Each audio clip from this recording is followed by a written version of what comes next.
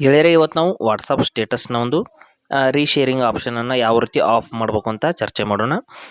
WhatsApp ಸ್ಟೇಟಸ್ನಲ್ಲಿ ರೀಶೇರಿಂಗ್ ಆಪ್ಷನನ್ನು ನಾವು on ಮಾಡಿದರೆ ಬೇರೆಯವರು ನಮ್ಮ ಸ್ಟೇಟಸ್ನ ಒಂದೇ ಕ್ಲಿಕ್ನಲ್ಲಿ ನೇರವಾಗಿ ಮರಳಿ ಅವರ ಒಂದು ಸ್ಟೇಟಸ್ನಲ್ಲಿ ಶೇರ್ ಮಾಡ್ಕೋಬಹುದು.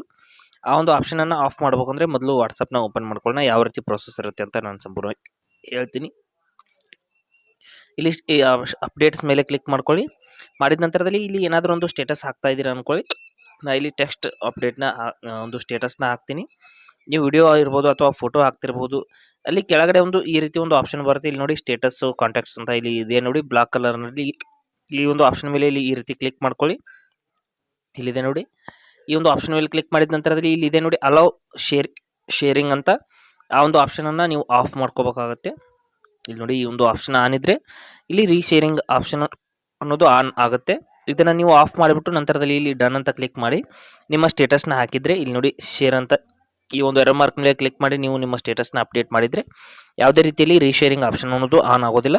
ಬೇರೆಯವರು ಒಂದೇ ಕ್ಲಿಕ್ ಮೂಲಕ ನಿಮ್ಮ ಒಂದು ಸ್ಟೇಟಸ್ನ ಶೇರ್ ಮಾಡೋದಕ್ಕೆ ಬರೋದಿಲ್ಲ. ಈ ರೀತಿ ನೀವು ವಾಟ್ಸಪ್ಪಲ್ಲಿ ರೀಶೇರಿಂಗ್ನ ಆಫ್ ಮಾಡ್ಕೋಬಹುದು.